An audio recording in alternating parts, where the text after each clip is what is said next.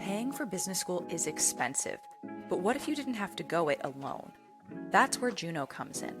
Juno brings thousands of students together to make lenders compete for our business, which means you get a lower rate than you could on your own. It's free, it's fast, and it's already helped more than 230,000 members secure over $1 billion in student loans at better rates. Join today at juno.us/M7A.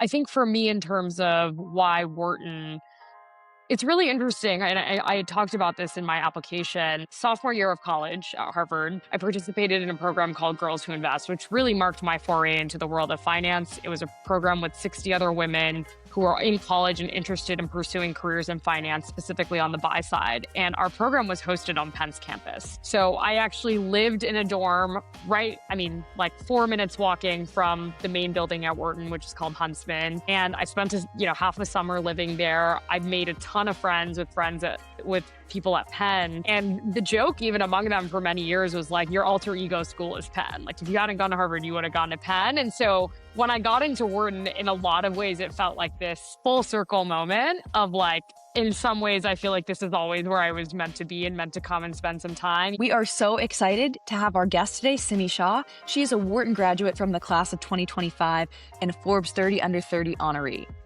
Simi started her career in private equity before serving as chief of staff to former PepsiCo CEO Indra Nooyi. Today, she runs South Asian Trailblazers, which is a podcast and media company elevating South Asian leaders. And she also leads the Trailblazers Agency, which provides executive, advisory, and brand development services to C-level leaders across a variety of industries. She's hugely impressive, and we are so excited to dig in a little bit to hear about her journey to her MBA program and what she's doing since. So, Simi, thank you so much for being here. We're really honored to have you as a guest. Thank you so much for having me. I'm a huge fan of M7A and excited to be here. Awesome. Well, why don't we get started? I gave a little bit about your background, but can you tell us a little bit about where you went to undergrad and what you were up to before you even were thinking about and applying for your MBA?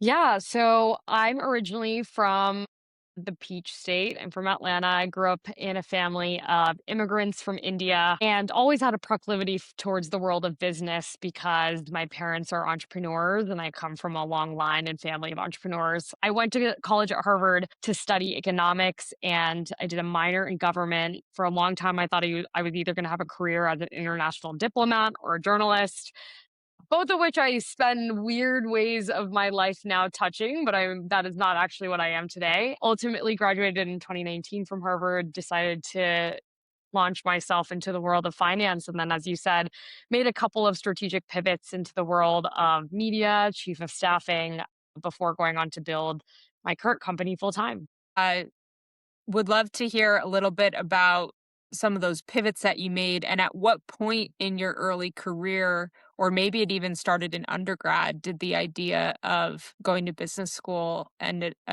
applying for the MBA someday enter your mind? Yeah, I would say that the idea of, I feel like I'm a little bit unconventional in this respect, but the idea of going to business school has been percolating in my brain probably since I was a kid. I think being the child of immigrants. So when my parents immigrated here in the late 70s, my dad actually completed his MBA at Georgia State. And I think that educational opportunity was pretty transformational for him, was just very hallowed and revered in my family in terms of the mobility and information and knowledge and access it provided for him coming from India. And he was highly educated as an engineer, but it just opened so many doors. And so I think in my family, business and the understanding and education around it was just something that was always really valued at a young age. And then on top of that, I had a sister who's 10 years older than me, and she went on to get her JD MBA. And so it just kind of became this track and marker that a lot of people in my family had pursued. And so I kind of consider business school as a relative inevitability in my life. Like, I always kind of knew I was going to go, but I think the bigger question was why and when. I think, as many people know, like, especially today, business school is not something you have to do. I don't think it necessarily has the same value or is regarded the same way it was a decade ago. And so that question of answering why now and for what purpose has become more relevant. And so for me, I think I had made a couple of strategic pivots. I started my career in private equity. I left that a little under a year in, which was a controversial decision by a lot of accounts, some might say. Then I went to work as a media startup, loved that role. I was on the ground floor. I joined as their first official employee, and then eventually got recruited out to serve as chief of staff to the former CEO of PepsiCo. So prior to business school, I'd done three very different things. And I just kind of came upon this realization of like, okay, I've done these three interesting, I've pursued these three interesting routes. How do I synthesize all of that into what my future career looks like in the near term, 5 years out, but also decades out? And so that mark around 2023, about 4 years out, was when I decided to go to business school because I'd had those experiences and it felt like the right time. It's so interesting. And just even like knowing your resume and your background, you could look at a lot of those experiences and say, that's what people want to do after they go get their MBA. Like it's an incredibly impressive array of experiences. So tell us a little bit more. You had this diverse set of experiences building on each other, and you knew in the back of your head, hey, this is what I want to do, because you came from a long line of overachievers, it sounds like. But what was the moment where you said, this is my time? And how did you start to put the why together in your head? Yeah, I think to be totally candid, I mean, I'd applied for the 2+2 programs when I was an undergrad. It was a very common and popular thing to do, and then I had looked at applying again out of school. I think for me, so I really thought about applying when I became a chief of staff, but I think it was too soon. And so I ultimately decided to apply and attend the next year. And I think part of that is, and reflecting now, that was completely the right decision. My sister went to law school and business school right out of college. She did not work in a corporate role the way a lot of people do or have any work experience. And to this day, she says so much of school was very theoretical for her. And while I think that's a common practice for people going to law school or medical school, it's a lot less common for business school, especially now, and especially for the top business programs. I mean, they make it very clear that you need to have some work experience before you come. And I think at that point, I knew I was at this inflection point where I was like, I really need the time and space to figure out what's next, but in a very de-risked way. Like if I can take the time to go figure that out while I'm earning a professional degree, amazing. I knew that I didn't have another role in me, I'd done these three things. And so I think for me, it felt like this is the right time to go about 4 years out. I have a range of experience. Now I'm still within sort of, I think at Wharton for us, the average age out was about 5 years. And I think that's common on a lot of schools.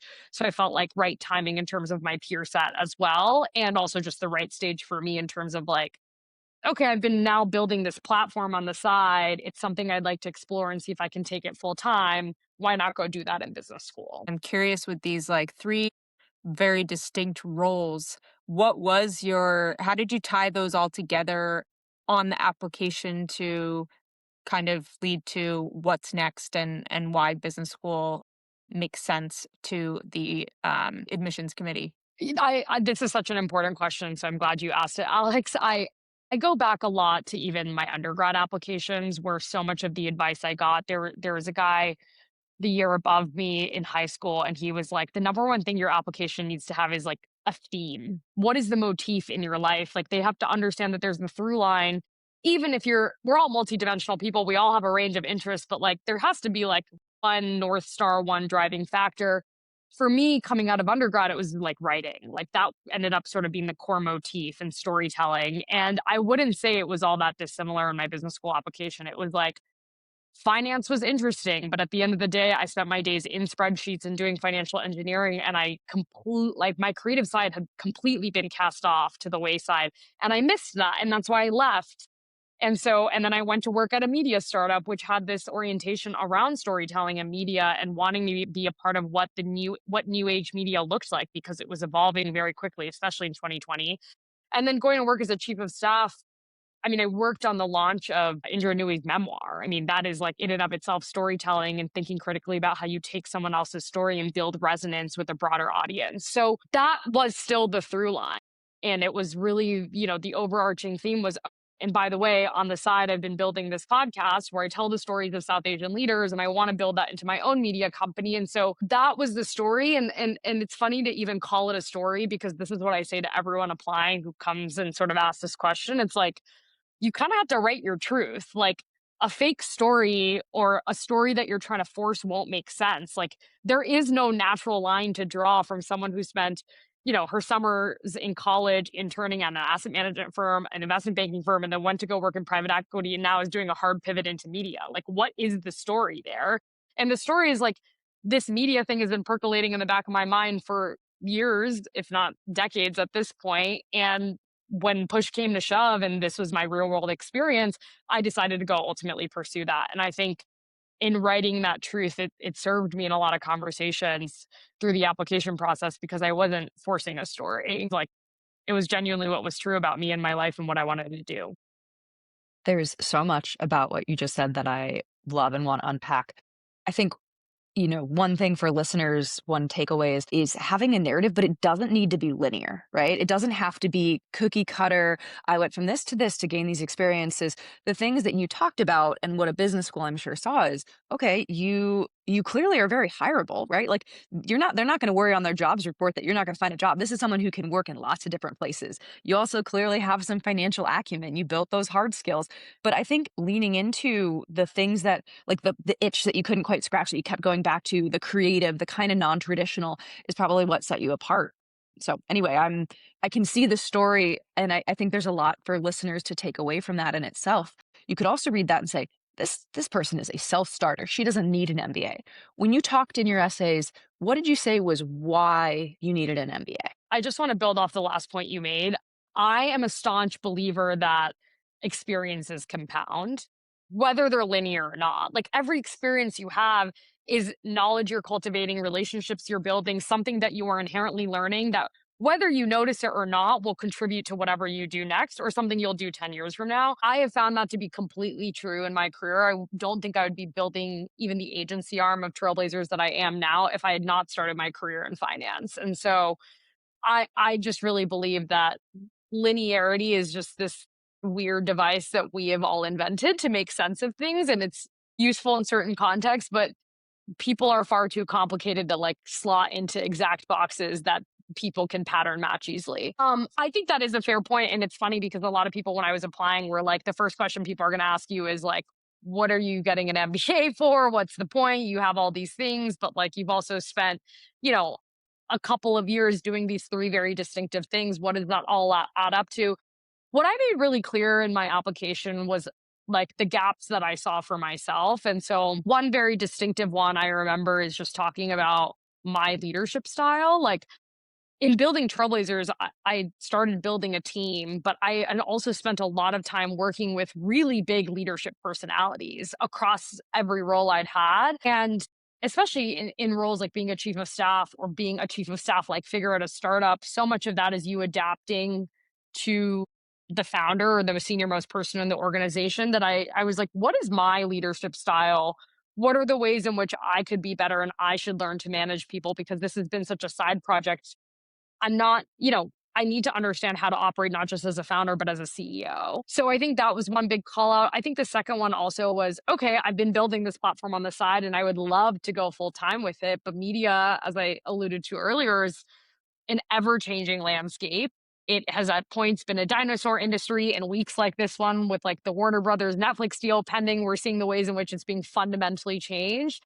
And so I knew there were a lot of directions I could go in. And it was so funny because the first week I got to Wharton, I decided to launch an agency. And my dad said it. He was like, I literally feel like you being in this environment is already starting to help your brain chemistry and help you muddle through some of these challenges and questions you've been asking yourself for a couple of years. And it was completely true. And, I have other friends building media companies that are never going to build an agency. They're going to keep doing the content thing, or they're going to build a fund or whatever it is. And so I think for me, it was being able to have the time, space, the resources, the academic classes, the professors, the extracurricular opportunities, the professional networks to go and solve that problem and answer that question of what my business could be, whether I could do it full time in real time. And that was what I said to them in my application. I mean, at least from where I'm sitting, I'm seeing someone who obviously has that storytelling skill set. You brought it to life on your application. This is something you've been wanting for a long time. And it sounds like you had a really great narrative that came together, a really compelling why. what would you say were like the challenging parts of the application Oh my process? gosh. How much time do you have? Something that I initially hated but came to love in the process is someone is asking you to sit down and distill most of the decisions that you have made in your life in about 5 pages, give or take. And that is a really difficult thing to do. And I remember writing one of my essays, and I hit this point in the essay where I was like, I remember talking to a friend who was looking at the essays, and I was like, I don't know how to explain why I didn't go be a journalist if I'm talking about how much I love how much I love storytelling. And he was kind of like, why do you need to what? He was like, why do you need to explain that? Like, that's okay. And I was like, no, but like, isn't that the natural logical flow of what someone on an admissions committee is going to think? And he was like, no, like that's just the way your brain is operating. And it was I literally could not write the rest of I'd written like 2/3 of the essay, and I got stuck at this one part and I couldn't write the rest of it because I couldn't figure out that transition of explaining that. And it was a matter of like jiggering one sentence to be like, I didn't pursue this path because I didn't know that it could be financially tenable for where I was at in my life. And I said something to that effect, and it like solved that conundrum for me. And he even was like, I don't even know if you need this. But I just think it's a prime example of like writing your life down, really doing the reflection of why you made the decisions that you did is not an easy endeavor. And it takes time, and it takes processing, and it takes reflection, and it takes you uncovering things that you have probably never been forced to uncover at any point in your life. And I think I genuinely struggled with that at points in figuring out how to distill that into a narrative that someone else could pick up and read in about 600 words. So I think that was a big part of it. I think the other piece that I struggle with at times is I did have a lot of pivots in my life. I had pursued a pretty non-traditional path, and I did have to distill those decisions again. And like sometimes they give you like 100 characters to be like, and talk about why you took this job. And I'm like, okay. A life altering decision in 100 characters is a pretty difficult thing to do. And in a way that makes sense, such that, they're going to want to have a conversation with you. So I relied a lot on the help of friends, people that had been through the process before, mentors, and so many others to really help me navigate that and see if, and just to gut check that. But I also think at the end of the day, it's like, no one knows your story and your reasons and your why better than you do. And so there's also a point at which you have to like turn the tap off and just go with your gut. You mentioned that before you applied, you were chief of staff to Indra Nooyi while she was working on her memoir. What did you learn from watching that memoir creating process? And like, were there any lessons in like how to translate like that kind of a big life into a story, and like how you thought about your own application and story? I don't know that I would have said yes at the time, but so the agency I'm building now is really focused on helping chief executives, founders, leaders across industries figure out how to tell their stories, make their expertise accessible, become storytellers for their organizations. And a lot of that is taking really complex information about who they are and their knowledge and their roles and distilling it for public consumption. And sometimes it is for expert audiences like investors or prospective customers, but a lot of times it's just for like a broad consumer audience on a social media platform. And that was a lot of what we did with her book. That's a lot of what I do in Trailblazers as a podcast platform. Like you guys, I record a 45-minute episode with someone, and I'm like, what's the 90-second bit we can find to make people want to listen to this episode, which is, takes time and understanding and skill. And so I think that in and of itself is inherently what you're trying to do with an application, right? Like you're trying to distill a story in a way that's going to resonate with someone and package it in a way that is both authentic, but also like neat and crisp enough that people can get it in their review. And so I have to believe it helps. I'm just in how much we had to think about positioning and even in my work now. But I also think it presented its own challenges because something about inherently a lot of the work I do is just tied to being a writer and a storyteller. And it's very easy to get, I have this line that I sort of live by now, like married to the message, not the language. It's so easy to get obsessed like with a sentence because the language is so beautiful. But again, you have 600 words or 180 characters to convey something. And I'm like, do I really need that sentence? Is there a better word that is going to get the message across? Because that is fundamentally what matters most. And I think over my many years of working in various capacities in media and as a storyteller and working with a lot of the executives that I do today, I've had to learn that. It's like, we're here for the message, not this one sentence or language that we're married to. I will say, like, one of the most challenging parts of my job in analytics, funny enough, is like trying to take the complex and distill it into something that could be explained to any audience. So it's such an important skill set. So it's real value in the workplace. I definitely want to hear about your time at Wharton, but can you just quickly share where did you end up applying and what made you excited about Wharton specifically? Yeah, I applied to sort of like the big 4 or 5 schools. I think for me, a lot of it, I think as much as I also said at the top of this call that it wasn't an inevitability, I think it's an overwhelming process. And I was like, I need to bite off what I can chew while also working. And so I wanted to see where I landed. I think for me, in terms of why Wharton, it's really interesting. And I had talked about this in my application. Sophomore year of college at Harvard, I participated in a program called Girls Who Invest, which really marked my foray into the world of finance. It was a program with 60 other women who are in college and interested in pursuing careers in finance, specifically on the buy side. And our program was hosted on Penn's campus. So I actually lived in a dorm right, I mean, like 4 minutes walking from the main building at Wharton, which is called Huntsman. And I spent, half the summer living there. I made a ton of friends with people at Penn. And the joke, even among them for many years, was like, your alter ego school is Penn. Like, if you hadn't gone to Harvard, you would have gone to Penn. And so when I got into Wharton, in a lot of ways, it felt like this full circle moment of like, in some ways, I feel like this is always where I was meant to be and meant to come and spend some time. Even when I'd been in undergrad, I had the two colleges that I weighed most strongly were Harvard and Penn in terms of applying early. And I ultimately decided to apply to Harvard early just because it wasn't binding. And so I think I think there's that like piece of it where again it felt a little bit faded, and I believe in that stuff a lot. I think a lot of these things are just a little bit written in the universe, so there's that element.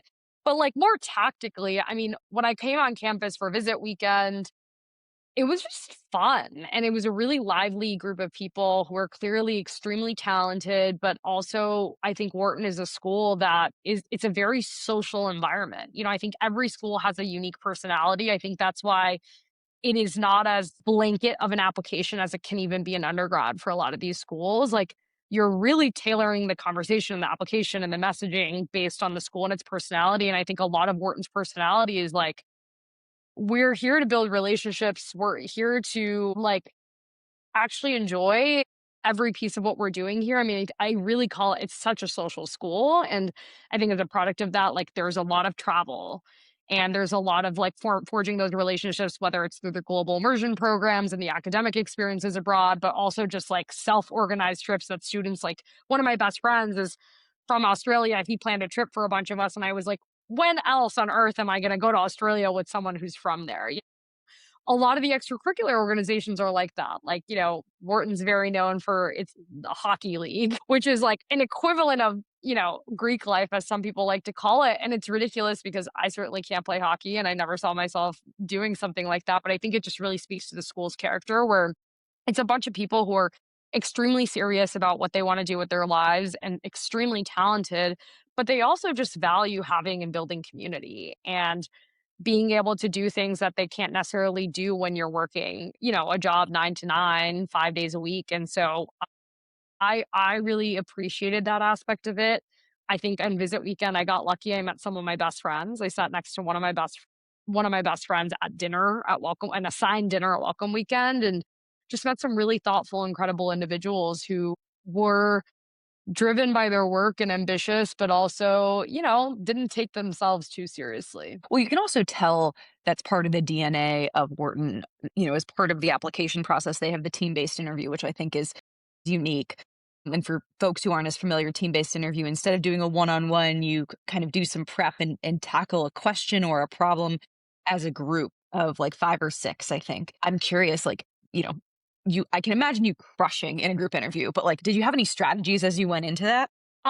For what it's worth, it was like, in a way, the easiest interview because you're not the main character. It's not you on a one-on-one where most of the airtime is dedicated to you. And also there's so much out of your control. You have no idea who's going to show up in that room. You have no idea what they're going to say. So it's a little bit of like, let live, but also that is also what makes it a little bit more of a daunting experience where you have a little bit more agency in some of those other interview situations. I think for me, for prep wise, I mean, I spent a solid amount of time prepping. Ours was where would you launch a global immersion program, something like that, pick a country. And so I spent a lot of time digging into a couple of options for countries in case I wanted to pivot in real time, preparing my 1 minute pitch, actually like reading it out loud to make sure I was under the minute timeline. And I actually did a couple of mock interviews that some groups had set up, which was amazing, where you could like do a practice TBD, which I found to be really valuable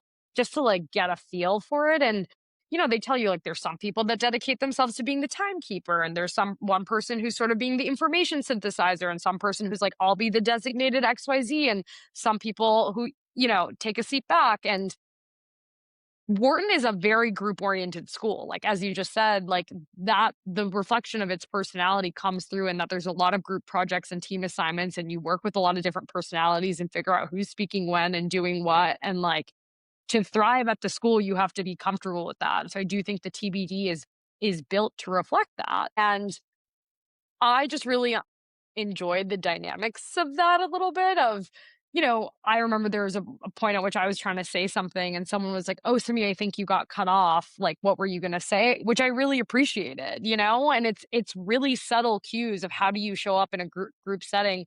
Are you a good person? Do you listen as much as you speak? A lot of basic human cues that you need in your personal and professional life. And so I appreciated that. So it was an interesting experience. And then you have a one-on-one with usually a student interviewer at the back end. Where they typically ask you why Wharton. I was one of the few who got asked a follow-up question, I'm told, which was, what's a specific class that would help you with this? And I felt very grateful that I had read my application somewhat, like I think right before the interview or in the days before, so it was very top of mind. But they just want to know that you care and you've done your research, and this isn't just like a throwaway situation for you. Because like I said, every school has its unique personality, and I wouldn't want Wharton to be like the other schools. I'm so grateful that, amidst all the chaos of applying, I ended up where I did. And I don't know that I would have said that 3 years ago. It's always, these processes are really hard and they take a lot out of you. And as much as I want to believe that if you're applying round one, it's going to end in September, it doesn't. It goes on basically till December if you're lucky. And it's funny to me that I spent so many years thinking about this and so many months agonizing over this process, because now being on the other side, I'm like, that was amazing. And I can't believe I stressed about this. When you think about your MBA experience, like what do you see as the biggest things that you gained from those 2 years? I just wrote an article about this for Wharton magazine, and it marked the launch of my own LinkedIn newsletter, because I've really been wanting to spend more time reflecting on the experience, because I think a lot of these learnings get lost the more we wait, and it's just like lived in our brains. And I think for me, I came to Wharton as I would say, a rather unconventional student. A lot of my friends were sponsored, especially coming from some of the big three consulting firms and or financial firms. And so had very different reasons for being there, and different impetus and different things that they were trying to solve for. And I think being a quasi founder who's trying to figure out if she could go full time or should do something else left me oftentimes with a conundrum that a lot of my peers weren't facing. But I think at the same time, I found people that were such amazing, like champions of that, and willing to be intellectual sparring partners and just like a friend when you needed one. People that would challenge me and be like, have you thought about this? And have you thought about this? And if I had a really long week where I was also traveling for work, kind of just be there and be like, hey, come over. Let's just like drink some wine and have a good night and talk about our lives. And so I think one was just like community that really made me what I wrote about in this essay is I've often gone through life, as I think many overachievers do, wanting to prove people wrong, wanting to prove people wrong because they didn't believe in me or they doubted me. And especially as someone who's made the pivots she has, I've faced that at more points than not. But Wharton became a place where I really wanted to succeed to prove people right. Like I was just around so many people that had so much conviction in what I was doing, conviction on the days that I had no conviction, that it really became a force multiplier for me in terms of believing in myself, both from like an emotional founder standpoint and also a tactical standpoint of like, okay, how do we problem solve these things for you? I think secondly, I really valued it because it's learning that you can apply in real time. Like I would be in an M&A class and my professor is talking about how in pursuing a JV, you might set yourself up to be acquired by the person that you pursued a JV with. And I'm like, wow, that's something that I had never thought about or considered and now is top of mind for me. Or like, is there a way that I took my negotiations class with this professor, Gus Cooney, who's become an incredible mentor of mine first semester when I decided to launch this agency. I had no idea how to structure a client retainer or a contract.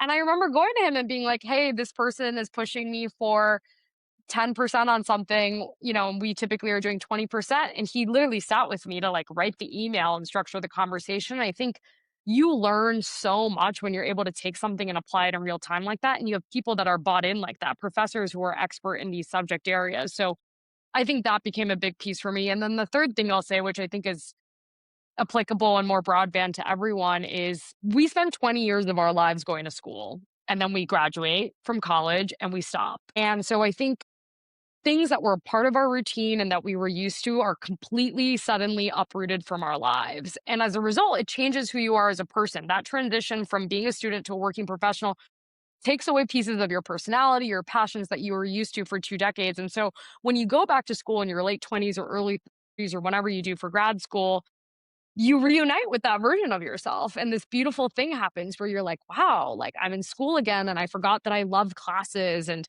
on the side, I would come home and do arts and crafts. And these are the sports that I would play when I was back in high school. And I think for me, being back in that environment and that mindset pushed me to reconnect with the most fundamental version of myself of like, why did I fall in love with media? Why did I want to be a journalist and a diplomat once upon a time? Why did I go pursue that career in finance? And I think it is so important for us to do that the older we get in life, because as life gets in the way, we become disassociated with the things that drive us. And I found school and Wharton specifically to be really helpful in grounding me in my why and who I wanted to be as a person based on who I was as a kid growing up. It sounds like it gave you incredible space for reflection on like whole person, like, right? Not just sort of the work side, which we can get wrapped up in. When you think about schools that support entrepreneurship and MBA programs, GSB is towards the top of the list. Wharton doesn't all, I mean, all of the top schools have good programs, but Wharton doesn't get the hype or the praise it deserves on that front. Could you speak a little bit to how, as you were, you've given a few examples, but how, as you were founding and starting this, like what resources were available to you as a founder? First and foremost, just like a community of other entrepreneurs. I will say I have a lot of friends at various other schools that maybe have a little bit more infrastructure built around entrepreneurship. But at the same time, like as a result, I think a lot of people are trying to pursue that path. And I found a lot of value in finding my sort of small cohort of people that were on this journey together. Like I have a group chat to this day of all the founders that live in New York City, and we haven't done it yet, but we keep talking about co-working, and we'll send each other our pitch decks or ideas. And I actually have co-worked with some of them at coffee shops randomly. I mean, I think it cultivated a really tight-knit community for me that I really trust and value, despite the fact that we are building in completely different spaces. I think beyond that, there are a lot of classes that actually really cater to this. I mean, there's the obvious ones like innovation, where it's really a tournament for ideas for you to come up with an idea of what you want to build. There's entrepreneurship, but like I said, I found value in a lot of the classes that weren't, at first glance, you wouldn't be like, this is for the founder. I found value in because they like this M&A class. I mean, M&A, it's like people are thinking late stage private equity. I found so much value in it as a founder. It was one of my favorite classes at the entire school. There was another one around strategy taught by our vice dean, Nikolai Siglikow. I mean, he taught like the interdependencies and how companies stay competitive, completely changed my mindset as someone approaching the media industry. And so I think some of this is like how you take it and how you approach it and thinking critically about what your needs are. Wharton obviously has the venture lab. I use actually the venture lab to record a couple of my podcasts with alumni from Wharton that I got connected to who are willing to come on. So I think there's a lot of different touch points. And I think if you would talk to any founder of Wharton, they would tell you about the different things that they use. Some of them got grants. Some of them did the VIPX program at the venture lab. Some of them, it was more, a search fund grant that they got, et cetera. So I think there are a lot of resources, even if that isn't necessarily the personality of the school as it's known. But I also think what's beautiful about that is I think Wharton is trending towards that, and so they're willing to put more towards that. They're willing to have those conversations and hear you out because they understand that that's important, and that, it's been an incubator for businesses like Warden Parker and so many others, so why not? I also feel like because you came to campus very quickly, were like, yep, I'm going to start this agency, and you were able to like look at all of the resources, apply them to your unique setting. Like I can already tell you got like so much value out of the experience, and like you really took full advantage of being in that environment, which is awesome.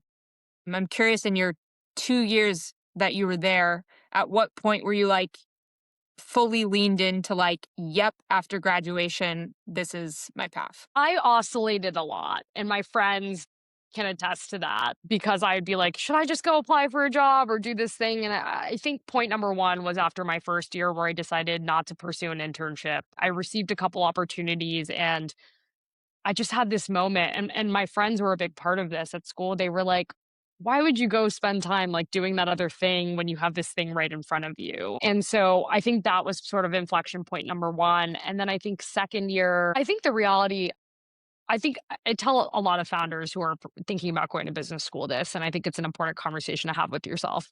I think you can be a founder that goes to business school and is like, "School is my side project, and I'm here to build my company and get a degree at the same time, and candidly do a little bit of the bare minimum to get it, but like it's a de-risked way for me to explore this idea for 2 years." You can do it the complete opposite way, and you can or not opposite way, but you can do the 50-50 thing, which is what I did. I said, I was spending a lot of money to be here. I don't want to just only do Trailblazers the entire time I'm here. I would like to invest in the Wharton experience. And so I, was on a ton of club boards. I choreographed for dance studios, involved with Wharton storytellers. I was a leadership fellow. A lot of these of which were pretty high commitment endeavors.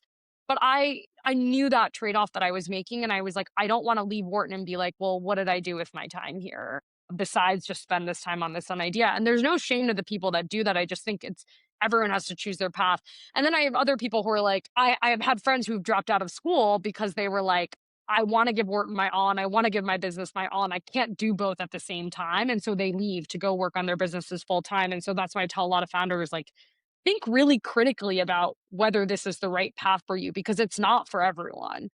And so I think for me, approaching the end of second year, because I had taken that 50-50 approach, I knew that like Trailblazers hadn't received 110% of my time for 2 years. And that was a conscious decision that I made. But as a result, I was like, oh my God, if this is how like my friends would say to me, they're like, if this is how things are going with like 60 to 70% of your attention on it in a given week, imagine what will happen at 100.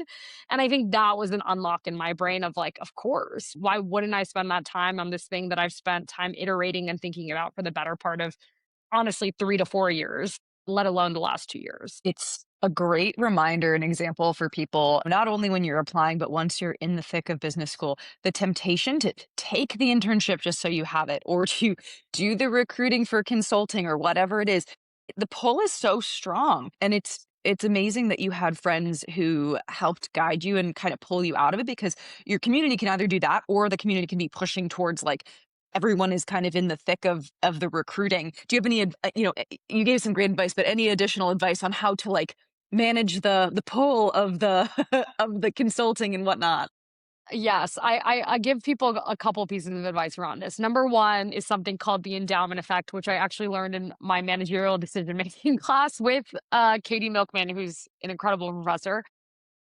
Once you have something, it is very hard to let go of it. And so I always tell people that if you're just going to like recruit for the heck of it, be very mindful of that, because once you have the offer in hand, it is a lot more difficult to say no than it is to say no at the start of the process. And I think that is something that we don't think about enough, because everyone as a society, we love, and especially someone going to business school, we love the pursuit of optionality. Like business school is an exercise in optionality in a lot of ways. And so I always tell people, be very cognizant of that reality before you make the decision to spend the time and effort and brain space on going through these processes, because once you get there, it's a lot harder to pull back. The other piece of advice I give people is kind of at the outset of the experience. I had a mentor over the summer before I started business school He was at the venture studio that backed the startup that I worked at. And he said, I want you to write on a piece of paper that you are not going to go back and work in finance or take a gig in consulting. He was like, write it down and put it on a mirror. And I was like, Josh, like, I think it's fine, whatever. And I remember having 30 seconds at the beginning of orientation where they were talking about consulting. And I was like, should I work at a consulting firm? And it was a fleeting thought, fortunately, but it kind of freaked me out. And I sat down one of those first weeks of school and I was like, what are my 5 reasons for being here? Like, what are if I could name the 5 things right now that I want to get out of this, what are they? And I always tell people those can evolve. Like, you are going to change over these next 2 years. Ideally, you are going to learn something and do things that make you change. So it's okay if it's a fluid list, but just to have something to anchor you when you are feeling indecisive or unsure about getting pulled into these paths, because they're going to, I went into finance and I did a, summer in banking in college because I got totally sucked into that. And so I think the only reason I avoided it is because I had already done that once. If you have never experienced that before, you're obviously more susceptible. And so I always tell people, like, this is a grad school, especially in this stage in our lives, is not the time to go do something because everyone else is doing it, because the decision is a lot more costly. Forget your tuition. There's years of your life that you will spend if you make a decision because other people are telling you to. And so I really tell people to write down those few things and stay anchored in their purpose. I think fortunately I became allergic to a lot of that stuff a long time ago. And so wasn't too much of a question for me, though sometimes I wish it was. You've been giving such good advice about business school, but you're also crushing it as an entrepreneur. And so would love a little peek into what does your day look, what's an example day in your life right now, and any advice you have to people who are aspiring entrepreneurs or interested in the media space specifically. Yeah. Well, I appreciate y'all's incredibly thoughtful questions. It's made it a fun conversation. I think no day looks the same. And I think that is just the life of an early stage founder. I think Trailblazers started as a podcast and media platform, evolved into a community and events platform. And more recently, we've been building an agency, as I alluded to, but the agency also went through a pivot in business school. And so now I'm focused on strategy and advising for executives. So I'm spending a lot of my time really focused across those 3 dimensions. And right now, building a team, because there's anything I've learned, it's the art of delegating and learning that you can't do it all, especially as a solo founder. And so I feel very lucky that I get to spend my day doing 3 things that I love. I love storytelling. I love bringing people together. And I really love working with the brightest and most brilliant people in the world to help them figure out how they can tell their stories. And those map directly to the 3 parts of our business. And my friends always joke, they were like, you were never going to do one thing. Like, it makes so much sense that Trailblazers has evolved into what it has. So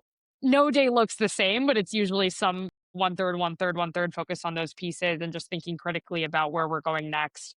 In terms of advice, media is a really challenging landscape broadly right now, but I think industries that are often going through a lot of change and challenges are also ripe for disruption and opportunity. And so I've told everyone, like, don't count yourself out. I just think that means there's something to be done here. It's just figuring out where and what. And I think that's where the challenge is compared to other industries where maybe there's a little bit more of a clear opportunity, but everyone's chasing after that opportunity because it feels so obvious. I think the other thing is I believe in something I call the Pareto rule. I mean, I was an econ major in college and we talked about it a little bit in business school, but I call it the Pareto rule in life, which is 20% of what you do will contribute to 80% of your success, and 80% of what you do will contribute to 20% of your success. And I spend every single day trying to figure out what's the 20% that's going to contribute to the 80%.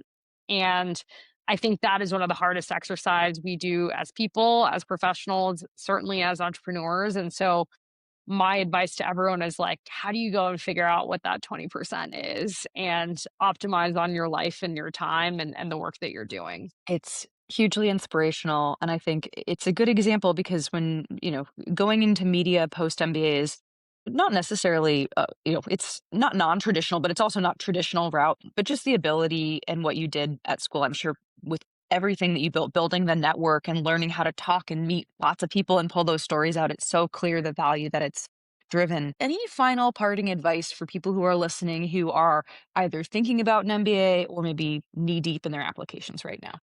I think the reality of life in the MBA is we're at a really unique moment in the universe right now. I mean, ChatGPT literally launched in the first months of my MBA, and it is crazy to me that I went through all of undergrad without having that. And my friends and I joke, we're like, how would we have done business school without that? And I'm like, if we had gone a year and a half earlier, we would have. And it was really impressive to me to see the ways in which professors and peers and other people started adapting somewhat immediately to that. And it's just such a special time, I think, to like, we're the, like, having the opportunity to pursue higher education is a privilege not everyone has. And so I encourage people to think really critically about why they're doing it and spend time telling that actual story.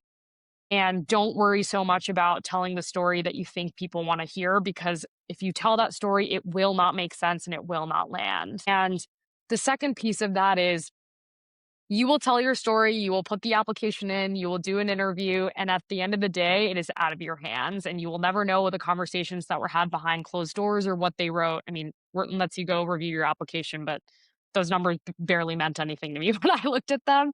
But I say that to say that you will end up where you're meant to be, and every single one of these experiences is what you make of it. Like, I have friends at HBS, I have friends at GSB, and there are so many kindred experiences and questions and challenges we're facing across these schools, but also unique instances because of the unique personalities of these schools. But it is like laughable to me that I spent so much time, again, agonizing over the experience because I feel like I genuinely ended up exactly where I was meant to be.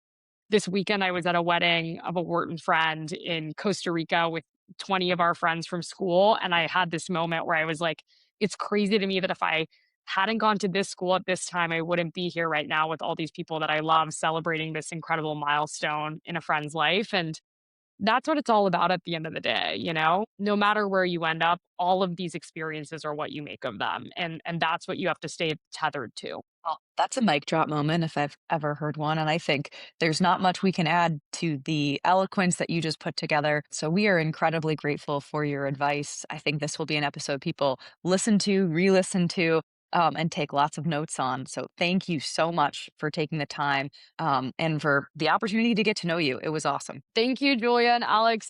I think what you guys are building with M7A is amazing. And so much of my work in media, this belief in democratizing access to information and resources and opportunities, which is exactly what you guys are doing. So thank you for the work you guys are doing. And I'm excited to follow along the journey.